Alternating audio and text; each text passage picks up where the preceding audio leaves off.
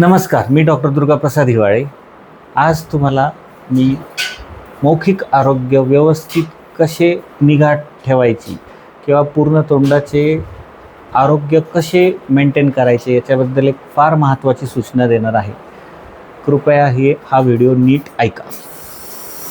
आता जो पेशंट आहे हा 12 वर्षांचा आहे, पण यांनी 12 वर्षामध्येच जी त्याची पक्की दाढ आहे, जी त्याला आयुष्यभर जाणार आहे, ती दाढ किडून घेतलेली आहे. तर आपण आज दाढ का किडती याच्याबद्दल महत्त्वाची सूचना ऐकून घेणार आहोत. सर्वप्रथम हा व्यवस्थित ब्रश करत नाही. ब्रशिंग करणे म्हणजे काय, ब्रशिंग टेक्निक मी व्यवस्थित आज समजावणार आहे. ब्रशिंग म्हणजे काय करायचं असतं. आता बघा, यांनी ब्रश केलं नाही म्हणून याच्या दातावर एकदम बारीक असा लेअर जमलेला आहे. आता याच्या एका दातावरचा हा जो लेअर आहे हा मी काढलेला आहे.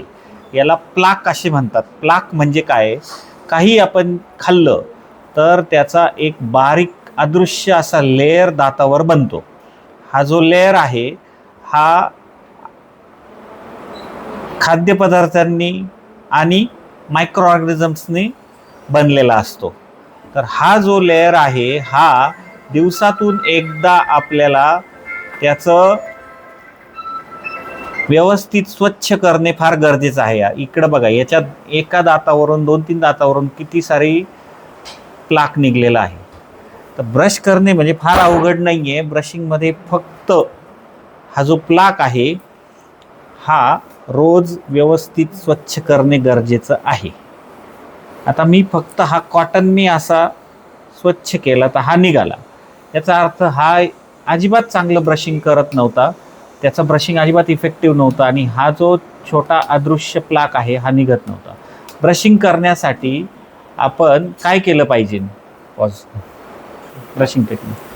आता मी तुम्हाला आता ब्रशिंग टेक्निक दाखवणार आहे. ब्रशिंग टेक्निकमध्ये आपण कशी केली पाहिजे, अर्धा ब्रश हिरड्यांवर आणि अर्धा ब्रश दातावर ठेवून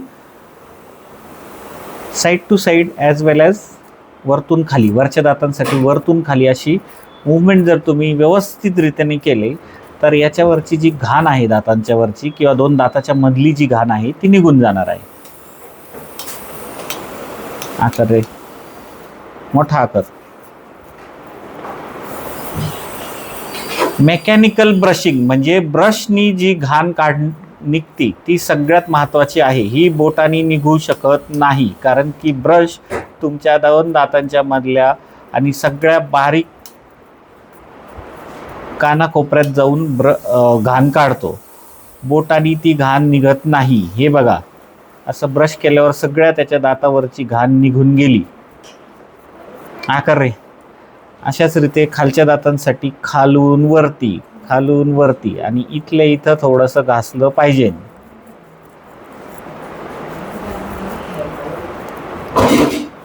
टूथपेस्टचा रोल काय आहे, टूथपेस्टमध्ये जे काही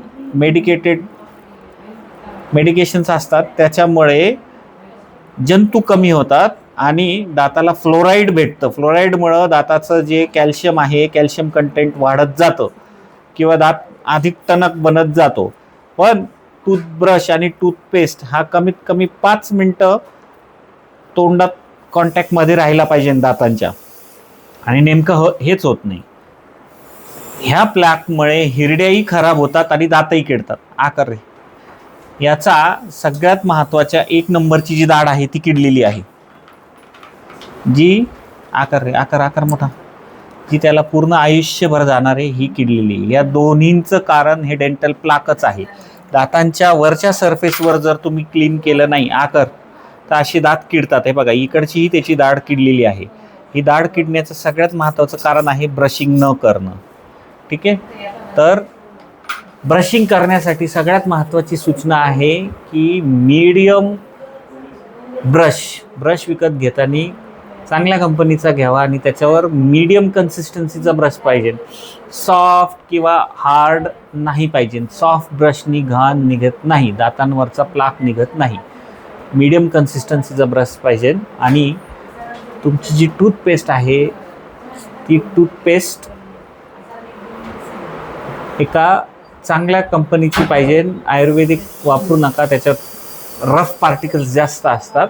आणि सगळ्यात महत्त्वाचं, टूथपेस्टमध्ये फ्लोराईड पाहिजे. आणि टूथपेस्टचा जो फेस बनतो तो फेस तोंडाच्या आतमध्ये कमीत कमी दातांबरोबर एक 5 मिनटं कॉन्टॅक्टमध्ये राहिला पाहिजे. त्या कॉन्टॅक्टमुळं दात त्या टूथपेस्टमधलं जे फ्लोराईड आहे ते ॲब्झॉर्ब करतात आणि त्या केमिकल रिॲक्शनमुळं दातांचा जो वरचा लेअर आहे तो अधिक टणक बनतो, कडक बनतो आणि किडीला रेझिस्ट करतो. ठीक आहे.